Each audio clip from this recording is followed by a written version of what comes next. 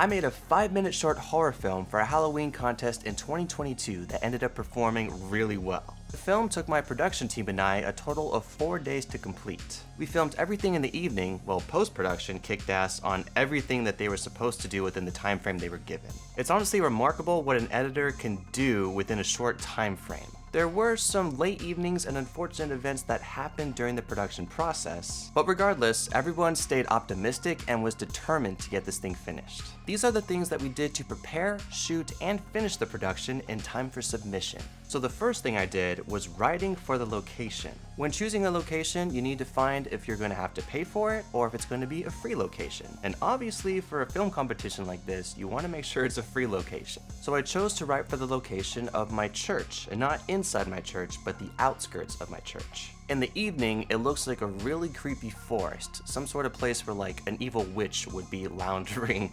around. And with the visuals, you can add some really cool owl sound effects or bats or just like a creepy laugh coming out of like the far distance. And the church was surrounded by some street lights which had some warm tungsten lighting. So the dimming of those lights helps create a more sinister looking mise-en-scène. And if you don't know the term mise-en-scène, it relates to the overall look and feel of what you're looking at on screen. So the church helped me develop the idea of the story, and now it was time to figure out what my plot points were and what kind of characters I was going to include to make it really interesting. As I was writing it, knowing I'd already been familiar with the location, I was writing for certain action areas and specific shots that I knew would capture the audience's engagement. Now, were these shots going to work out in my head the way I envisioned them? Probably not, but I needed to have an idea of what to write for and how I was going to execute it. Plus, we're filming a 5-minute short film, so we need a singular location and we need to tell a story within 5 minutes. We're gonna need to make the best out of this single location. The next thing I did was finding the actors. And since I'm an actor myself and have connected with fellow actors in the Arizona film industry, I decided to go on my Instagram and look through my followers and people who are following me and look for some faces that had that structure and resemblance of what I wanted the characters to portray. But I didn't just give them the part, I had them audition for the part. This is because even though a person may look the character, doesn't mean they're going to act and perform the character. So I had each person send me a video submission, and as I looked through those video submissions, I also gave them some additional directing notes to see if they would take my directions, which for the most part, they did a pretty good job. It was really easy to cast the 2 male characters with dialogue, but casting the female with dialogue was actually kind of tough because there were 2 females that did a really good job with their video submission. But at the end of the day, I really liked the performance of this one person's audition because just the way they were picturing themselves in the creepy environment. There was something about their performance that really stuck to me.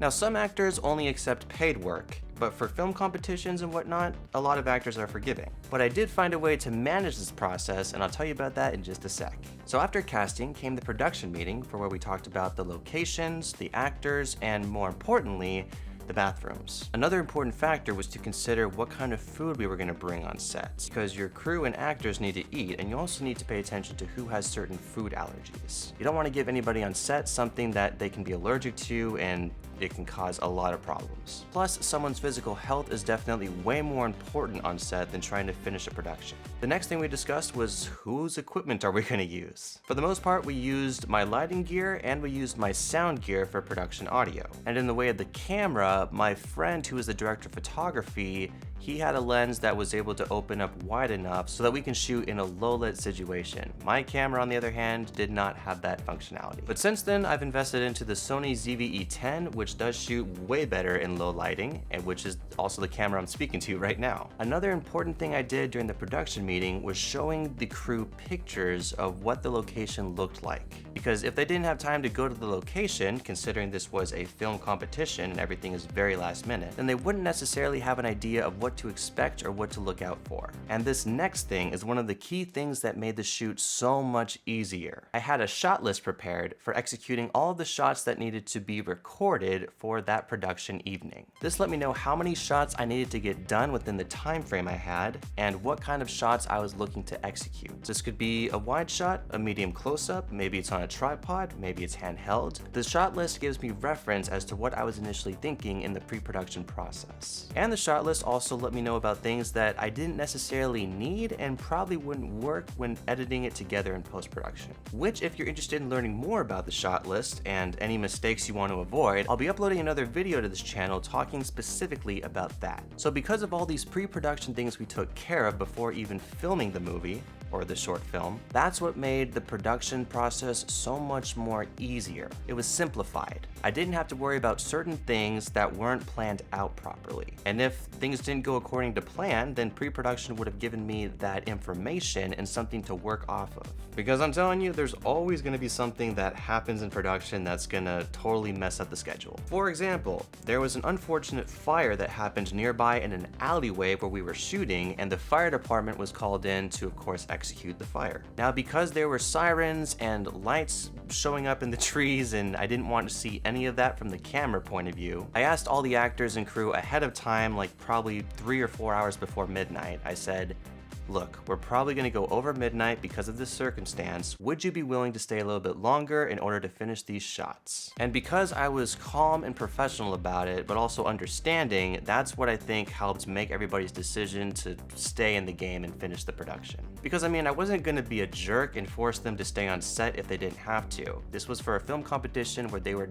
technically volunteering their services. So because the crew was working countless hours in the evening, it was getting colder and colder, and it's not like they were working for like $200 a night. So I decided that I wanted to give everybody at least a $10 gift card to Starbucks, a little something to show my appreciation for them. I even gave in a thank you note. And because of this, everybody was extremely grateful, and that's honestly what made my day as a director. I didn't have to do that, but I felt it was the right thing to do.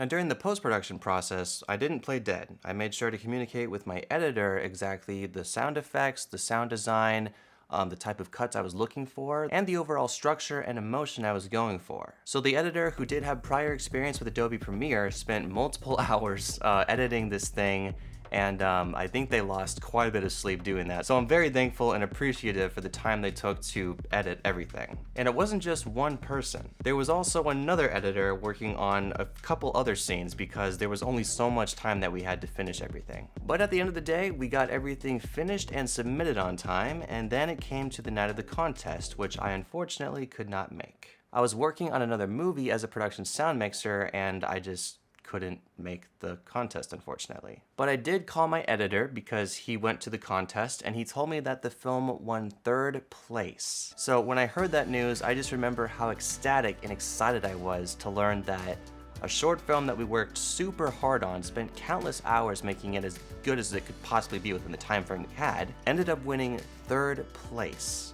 This wasn't something that we shot on a Blackmagic, nor an ARRI, nor like a fancy Sony camera. This was using like your stereotypical DSLR camera and making something look as scary as possible with the resources we had. So to this day, I am still very thankful and have a lot of gratitude for those that worked on the project with me. And what mattered the most to me, regardless of awards or the outcome, is that everybody had an amazing time on set. The purpose of making a film is to not only, make money and all that, but it's also to have a fun time. And considering this was a film competition, I wanted to make sure everybody was having a good time, enjoying themselves, and were making memories, something that they could cherish. So I'm glad that at the end of the day, everybody had a good time and would definitely want to work together again. And since this experience and other experiences, I feel like I've learned the basic principles of what it takes to become a really great director. And if you click on this video right here, I'm going to break down 5 essential factors that make a great director. Thank you for watching, and I look forward to seeing you in that video.